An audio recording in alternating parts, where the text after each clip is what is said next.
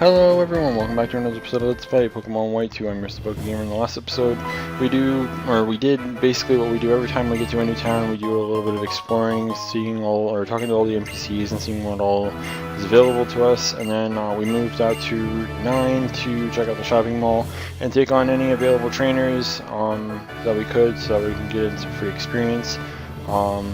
So we did all that, and today what we're going to be doing is obviously taking on the Opelucid City Gym. The little gimmick here is the two dragons again, kind of like the last time. I think it was only one dragon last time though, could be wrong. I think it was still two dragons though, like one of them was just standing there and the other one you had to move it around to like maneuver your way through all the, areas to get to the gym leader, which is kind of similar to this, I guess. The way this works is you have to battle each trainer on each level, of course, before you will be able to unlock the ability to move your dragon further up in order to reach the gym leader, who is sitting atop the other dragon right now. So as we just did, we beat him, which will now allow us the ability to go up a level, and once we get up to that level there will be 2 feet. And on these 2 feet are a trainer, one on each foot, of course. And the thing is you have to beat them, and then it'll unlock the ability to move up again. And the same will apply to that one, and then after that one you will reach the gym leader. So that's kind of something to, keep in mind. In the last episode, I think it was, maybe the episode before that, we talked to one of the NPCs in the town. Who had mentioned that what's it called? The rotation and the triple battle trainers that used to be in that one house have moved over into the gym, so you will be battling them here. So be prepared for a double battle, or not a double, a rotation battle and a triple battle. So yeah.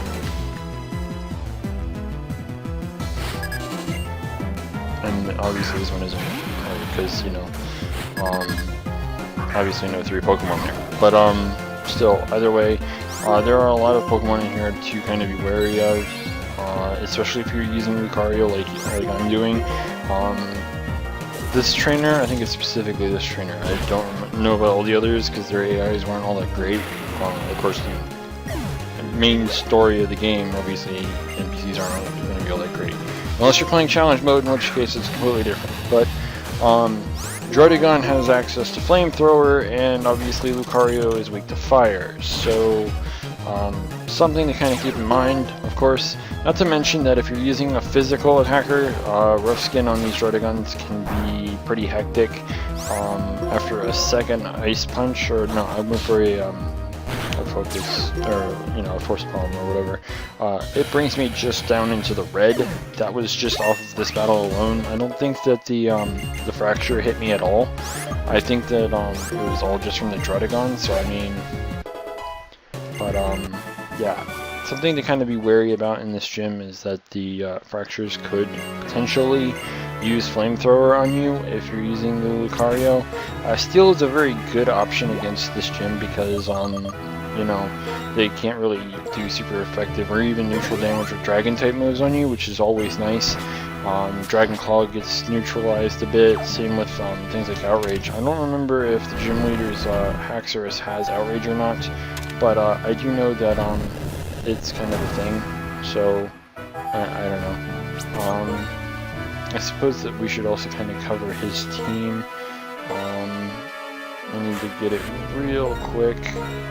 Alright, so in normal mode, which is what we're doing right now, his team consists of a level 46 Druddigon, a level 46 Flygon, and a level 48 Haxorus. And the Haxorus does not have Outrage, which is, I guess, good information. Same goes for the one that kind of applies to all of his Pokemon. But apparently his Druddigon does not have Flamethrower, which is kind of cool, I suppose. But yeah. So I mean, that's one less thing that you have to worry about.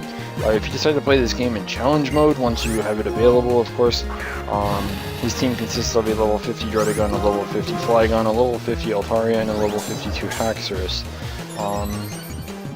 Yeah, it's kind of a scary setup, really. I mean, the Flygon is, I think, it's a mixed attacker, I think, kind of.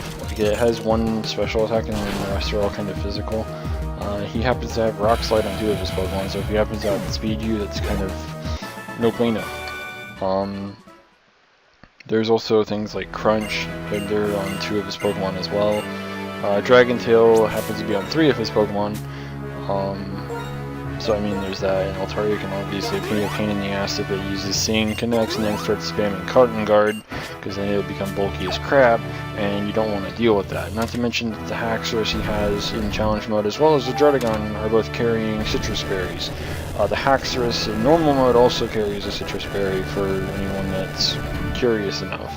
So, I mean, there's that. Plus, all the Druddigon have Sheer Force, which is, yeah. Well, not all of them have Sheer Force, Sawgrass, of course, but like the gym leader himself actually has a Sheer Force Druddigon, which is, yeah, kind of a thing. Again, it's not really bueno, but I mean, like that boosts things like Crunch. I think it boosts Slash, and I don't remember about Dragon Tail, but yeah, like no bueno. Very no bueno.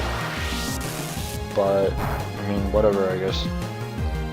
The gym's fairly easy as long as you are prepared for it. Believe it or not, I'm surprised that Electros does so much damage. I guess it's because it's a modest nature, but, I mean, either way, like, it does a lot of damage. Druddigon's a lot bulkier, though, so, I don't know, maybe, Fracture and the entire, like, Axew line have just crappy special defense or something, but, I mean, like, doing that much damage with a single Thunderbolt from Electros when it's resisted, yeah. I mean, I don't know about you, but that's pretty nice. I've always loved Electros. Like, Electros has always been great just because it's pretty powerful. Not to mention, like, some of the things that it can do. It can be both physical, special. It has decent stats, for at least for attacking. It can be kind of bulky as well, but I mean, I really don't know what else to say about it. Speaking of bulk, though, we talked about the World Championship stuff as of like yesterday. I did some damage calcs last night, and honestly, I'm a little surprised. I need to try and remember here. I did a damage calc on Choice Specs Hydreigon with a modest nature, and a Jolly Nature Garchomp with no attack boosting item or attack boosting nature, of course. Remember that Pachirisu? Yeah. So, alright, let's put this into perspective, okay? A 252 special attack Choice Specs Hydreigon Draco Meteor versus a 252 HP 56 special defense Pachirisu. It has a 2.1% chance to 3-hit kill. 3-hit kill. I don't know how I feel about that. I mean, I understand the fact that, like, you get the -2 in special attack, but even then, not much actually lives. A Hydreigon with a boosted Draco Meteor from Choice Specs and shit. Not to mention Modest Nature, boosting it even more. I mean, Pachirisu does not have, like, the world's greatest defenses. And, I mean, I don't know. I don't know, like, it just makes no sense to me. But it gets even better than that, really. Outside of the fact that, at least when it comes to VGC, there really isn't any, like, better special attacker than Hydreigon with Choice Specs and Honest Nature, of course. It's probably the most powerful special attacker when it comes to VGC. And the thing is I did the Garchomp calc, right? So let's just kind of cover this really quick and try to understand this entirely. 252 attack Garchomp Earthquake versus a 252 HP, 200 defense Pachirisu it does around anywhere between 96.2 to 113.5% damage. So that would be an 81.3% chance to one-hit kill. This means that Pachirisu has about a 20% chance of living an Earthquake from Garchomp. That means that you have you have an opportunity to set up, or you know, like you can Super Fang, you can use like just whatever the hell you may have on your Pachirisu. I believe Sajin Park ran Protect, Nuzzle, Follow Me, and Super Fang. So obviously that means you can fire off a Super Fang and get off some serious, like significant damage.